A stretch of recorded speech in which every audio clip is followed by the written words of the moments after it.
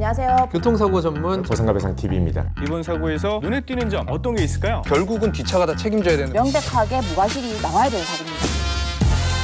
안녕하세요. 부산가배상 교통사고 전문 변호사 장슬기입니다. 오늘은 법원에서는 손해배상금을 어떻게 계산하는지를 알려드리도록 하겠습니다. 교통사고로 사망했을 경우에 보험사에서는 약관에서 정해진 대로 계산을 하지만 법원에서는 그거와 다르게 계산을 하거든요. 실제로 보험사에서 계산되는 금액보다 법원의 계산식이 훨씬 더 금액이 높게 나오기 때문에 이 영상을 준비했습니다. 우선 교통사고로 사망했을 경우에는 다른 정보 없이 사망한 분의 나이, 소득, 그리고 과실만 알면 누구나 쉽게 계산을 할 수 있습니다. 지금 법원에서는 소득 가동기간을 만 65세까지로 인정해주고 있거든요. 그러면 70세에 사망하셨다고 하면 법원에서 인정하는 가동기간이 지났기 때문에 일시수익은 없다고 판단됩니다. 그래서 통상적으로 사망 시에 받을 수 있는 위자료 1억 원에 장례비 500만 원만 더해서 산정이 되는 거죠. 물론 저희 사무실에서 진행한 사건 중에는 위자료를 1억 6천, 1억 8천까지 받은 사건도 있지만 보통의 경우는 위자료가 1억이라고 생각하시면 됩니다. 그리고 만약 30세에 사망하셨다고 한다면은 교통사고를 안 당했으면은 당연히 65세까지는 일할 수 있었다고 보고 앞으로의 가동기간이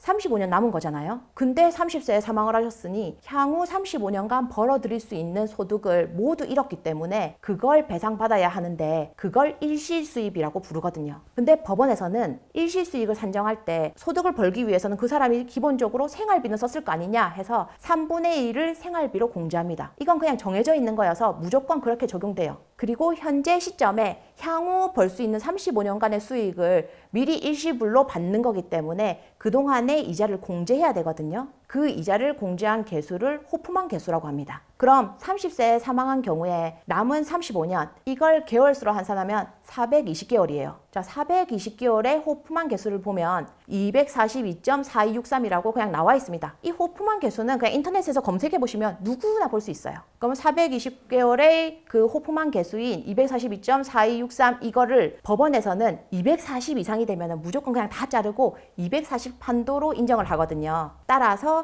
30세 이하의 나이에 사망한 경우에는 전부 호프만 개수가 240을 적용되는 거예요. 자, 이걸 계산해 보면요. 지금 2023년 상반기 기준에서 법원에서 적용되는 도시이용 노임이 약 340만 원 정도거든요. 그걸 계산하면은 340 곱하기 240이면 8억 1,600만 원이죠. 거기에 아까 생활비로 3분의 1을 공제하면은 5억 4,400이 되는 겁니다. 그리고 위자료 1억이랑 장례비 500만 원을 더하면은 총 6억 4,900만 원이 나오는 거죠. 자, 이런 식으로 계산하는 건데 엄청 쉽죠. 계산은 단순하게 이렇게 되긴 하는데 근데 교통사고는 기본적으로 과실도 다퉈야 되고요. 또 음주운전이나 뺑소니 사고 같은 경우에는 위자료 증액을 청구해야 되거든요. 그리고 만약 사망하신 분이 도시이용보다 더 많이 받는, 그러니까 월 340만 원보다 더 많이 벌고 있었다면 실제로 자기가 벌고 있었던 그 급여를 기준으로 일시수익을 산정해야 하니까 높은 급여를 인정받기 위해서는 자료를 엄청 많이 준비해야 되고요. 그래서 그때는 변호사가 반드시 필요해지는 거죠. 그리고 이렇게 판결금이 나올 거라고 해서 보험사가 이 돈을 순순히 이렇게 지급하냐? 그건 또 아니거든요. 그러니까 만약 스스로 계산을 해보았을 때